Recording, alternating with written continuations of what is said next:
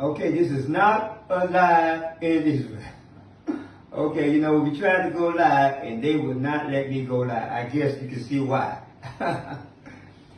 This specific video is being called the tithes, or the storehouse of the Israelite Organization Unity Tabernacle Convention of Prayer. And the whole concept here, this is the last video we're making for the 8th day of the Feast of Unleavened Bread, for the purpose of letting all our brothers know the significance of this specific day. We're in the storehouse, as I said, of the tabernacle, and this is the food that was brought from the gates of Zion and into this facility to be stored here, because we don't have Mount Zion, and because they won't allow us to build the place. They won't allow us to even come in and present ourselves anymore.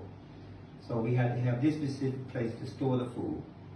And we're working on attempting to reach out to everybody in the world in order that we can build a house of prayer at that specific location for all people. But let me first start with the scripture here. And the scripture in Deuteronomy. We always read the scripture in Deuteronomy. Okay, let's see. That's Deuteronomy 16. Oh, I hit on it already. And I got to see, I can't see. Deuteronomy 16. Let's see, I think that's 16 and 16. Okay, it's here. It's here. Three times in a year shall all your males appear before Jehovah Allah in the place which you choose, at the feast of unleavened bread, at the feast of weeks, and at the feast of tabernacles. And they shall not appear before me empty handed.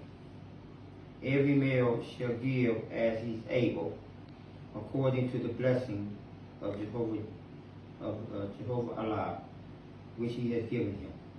So you can see here, this here is the piece that the type of vessel that you would bring during Passover, which is very similar to this. And then this here is the bread that you would have during the feast of weeks. And this here is and this here is the wine and the oil that you would bring during the Feast of Tabernacles. So these are the three things that most people would bring when they come to the house. Of course, zoom in on this, brother. This is the shekel of the saint. This is actually, close. This is actually an actual shekel of the sanctuary there. You see that the brothers present themselves. You see, so this is something that the Most High requires for us to do. Okay, you can step back now. It's required for us to do when it comes to these holy feasts. Now let's go. Now everybody knows this specific verse is. This is Malachi 6. Malachi chapter 3. Yeah, chapter 3. Okay, verse 6. Let me get that hiding in over here.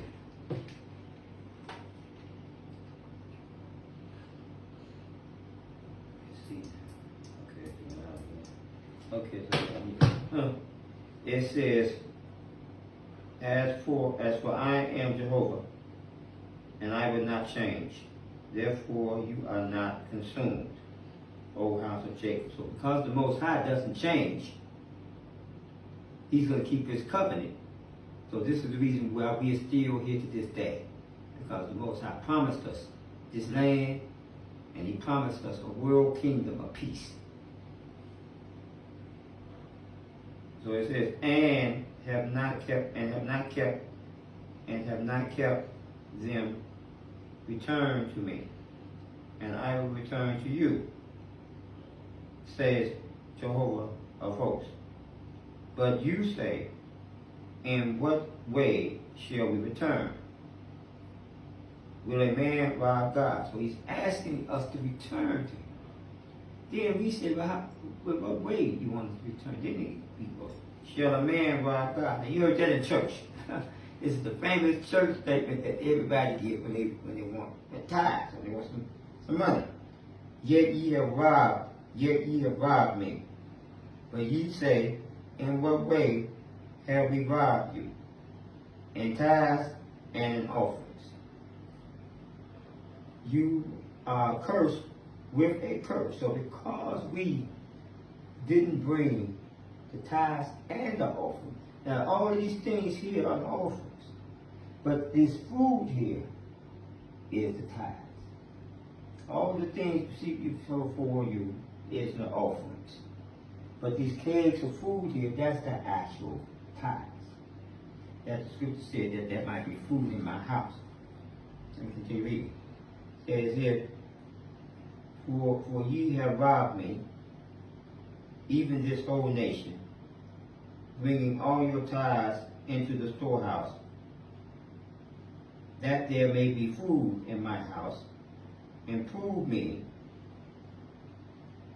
now in this, says Jehovah of hosts, if I will not open up a window in heaven and pour out for you the blessings, that there will not be room enough to receive it.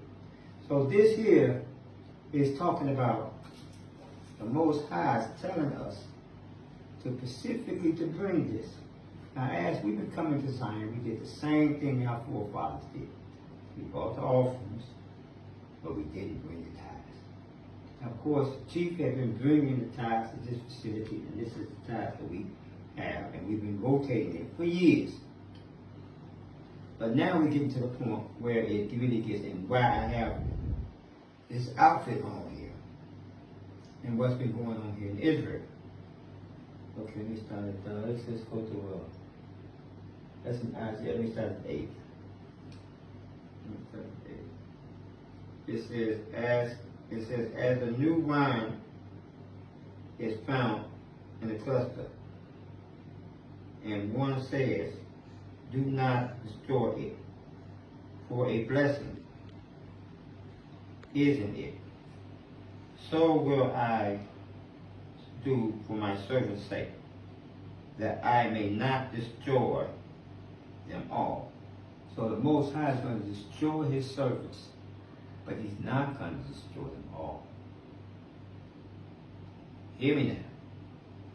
I will bring forth the descendants from Jacob, and from Judah an inheritor of my mountain. And my elect shall inherit it, and my servants shall dwell there. Sharon shall be a fold of flocks, in the valley of Achor a place for the herd to lie down, for my people who have sought me. So he specifically saying the people that's seeking the Most High, Jehovah Allah, they're going to be the ones that's going to inherit the mountain. But of those that forsake Jehovah, who forgot my holy mountain. Everybody that forgot, or that doesn't honor Zion, and aren't coming to seek the Most High in Zion. It says, and who have furnished a drink offering.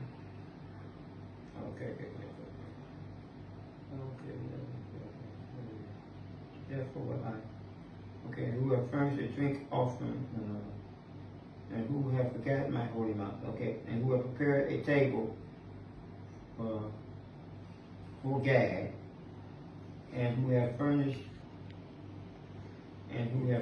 a drink offering for meats. Therefore I will number you for the sword, and you shall be bowed down to the slaughter. Because when I called, you did not answer. When I spoke, you did not hear. But did evil before my eyes, and chose that which I delighted not. Therefore, says Jehovah Allah, behold, my servants shall eat. And this is the point. Behold, my servants shall eat, but ye shall go hungry. Behold, my servants shall drink, but ye shall be thirsty. Behold, my servants shall rejoice, but ye shall be ashamed. Behold, my servants shall sing for joy of heart, but you shall cry for sorrow of heart, and will wail for grief of spirit. You shall leave your name as a curse to my chosen. For Jehovah Allah will slay you, and call his servants by another name. So there's a death decree on the house of Israel. There's a death decree. And only 144,000 is going to survive this death decree. Only those are going to prophesy to be in Mount Zion and to stand in Mount Zion. This is a prophecy. And the word of the Most High will be fulfilled. Because the majority of Israel has turned away. And even the brothers who came up here now have refused to bring the tithes into the storehouse. Very few brothers have taken up this tax. So now why do I have this on? Because the Jewish people in this specific Feast of Tabernacles has caused a war throughout on the Palestinians. Now the Palestinians, of course, started this. Now again, the scripture talks about the Palestinians, how they sold us into the hands of the Grecians. So you have you have the Palestinians and you have the Edomites, because the Edomites are the ones that control the Palestinians. You have Edomites among the Palestinians, you have Edomites among the Jewish, and they're controlling and they're manipulating everything that's going on here. But the point is that there's been a war that has been proclaimed throughout the land, because these supposed Palestinians came into the land of Israel and took women and children. And because of that, I have this on, because all of the reserves have been called up. All of the reserves have been called up. Let's get this list of things. They've been called up throughout the land of Israel. And the fact that they have been called, this is why you see me in the outfit, in preparation for what they say is one of the great wars in Israel. Of course, me as the captain of the covenant, as a captain that was first established with the Israel Organized Community and the Hebrew Israelite Defense Force, we will stand before Mount Zion and we will defend Mount Zion at all costs. Whatever happens here in the land, Chief will defend and stand before Mount Zion. Now, why am I making this statement? Because the people that say that they're Palestinians are coming out killing women and children and raping and pillaging. Now, according to Islamic law, that's not permitted. All of these so-called terrorist acts that attacks women and children and anybody is against Islamic law. Islamic law and Torah law says you must proclaim war on them. You don't attack no one without warning them or proclaiming war. You see.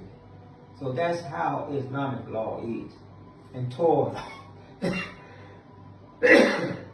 So for someone to just start shooting at anybody, for whatever reason, that makes no sense if you're Muslim.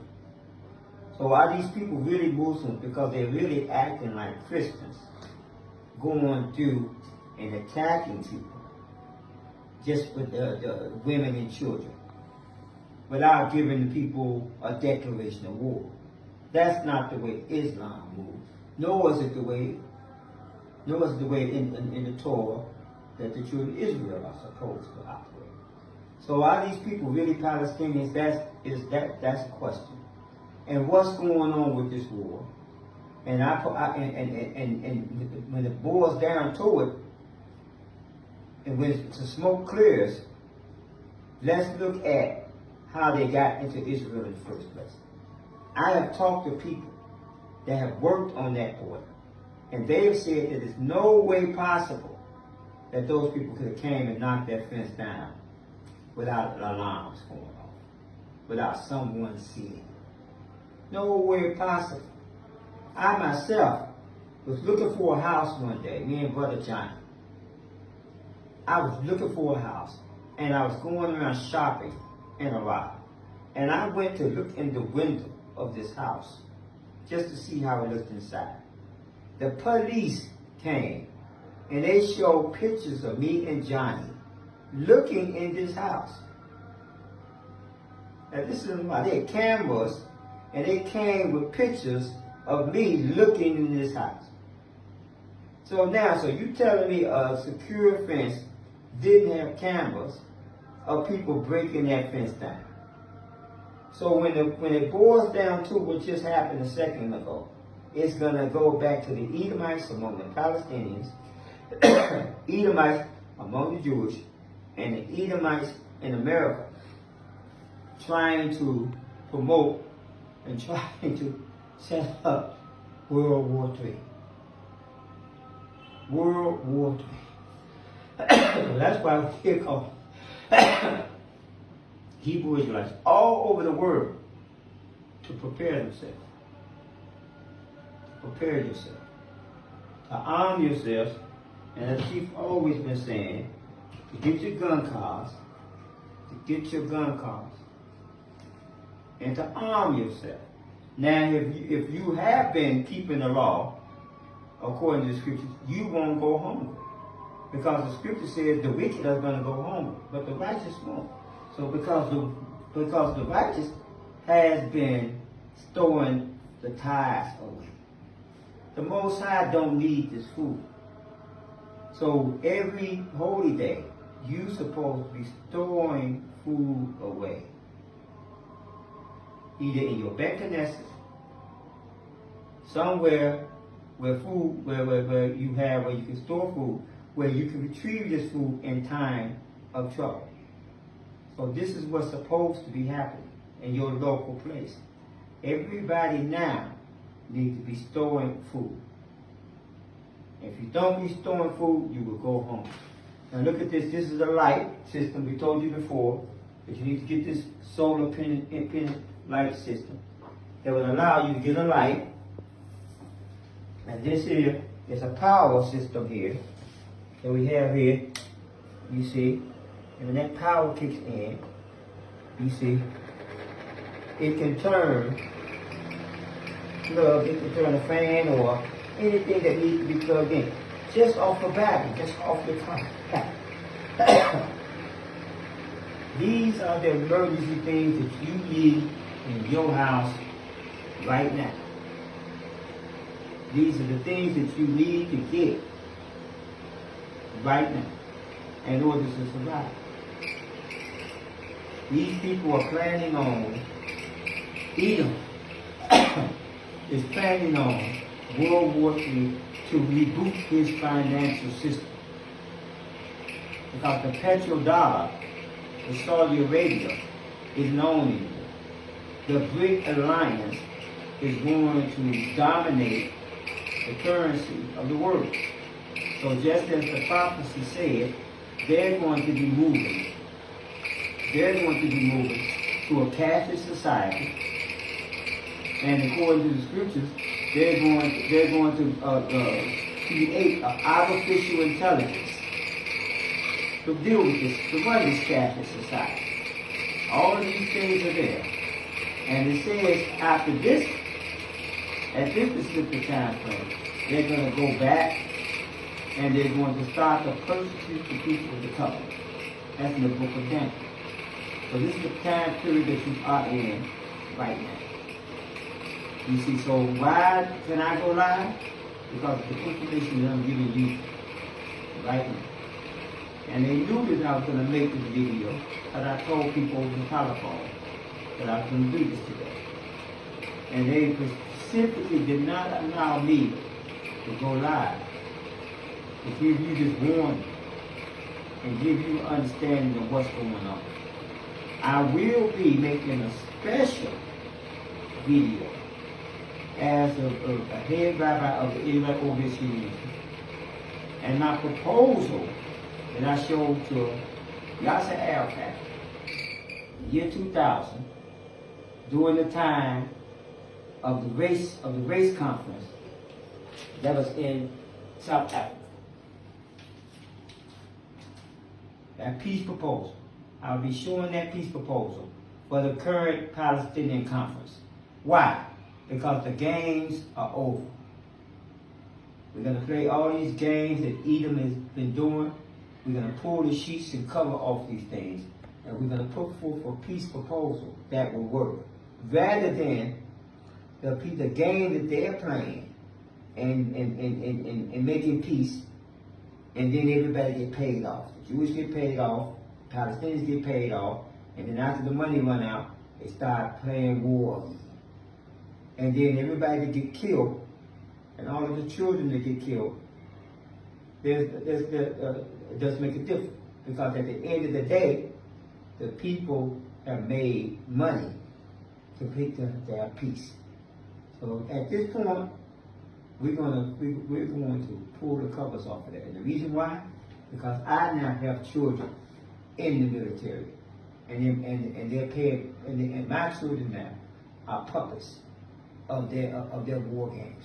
No, that's not going to happen. So Chief is going to pull the cover off this thing, and either they're going to have real peace or they're going to have all-out war. And what do that mean?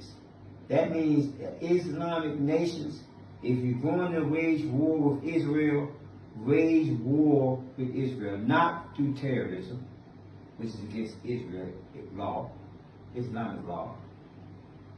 Call for a real jihad, a declaration of war, and attack. Not terrorist attack, because that's not Islamic law. Stop playing games. And you're going to stop playing games now with my children's lives. Either you're going to support the Palestinians or not. But stop this terrorism that you're calling jihad.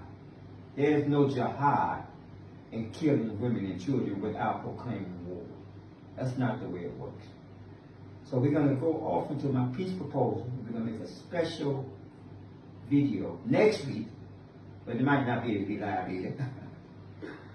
And we're going to go off into that peace proposal that I introduced to Yasser Arafat in the World Conference on Racism in the year 2000. I believe it's 2001. And I get everything here. The battle, the last battle, this battle here that these people are going to be fighting, they call it the Battle of Armageddon. And it's not the Battle of Armageddon. This is not the Battle of Armageddon. This is the Battle of Jehoshaphat. We're in the dispensation now of the Battle of Jehoshaphat. The Battle of Armageddon doesn't start until 1,000 years after the 1,000-year rest. You see, where Jesus is reigning for 1,000. That's when the Battle of Armageddon starts. The battle that we're facing now is the Battle of Jehoshaphat. Okay, what is this here? Okay, the peace plan, right. Okay, yeah, so, and the interesting thing about this specific feast is that at the beginning of this feast, at the first year of the Feast of the Tabernacle, these people attacked me with my farm. The fourth year, they attacked me by taking my home in Rock. The sixth year, they attacked me by taking my truck. And when they took my truck, war broke out. And now this year, they have attacked me with my car and my car. And again, war broke out than ever before. So I'm going to tell Edom, you to stop attacking me. And you to start coming peacefully to try to help build the house of the Most High. If you continue and your scorched earth policy, the scriptures will be fulfilled, and not one R1b of Edom will remain. And this wasn't a lie in Israel. Follow.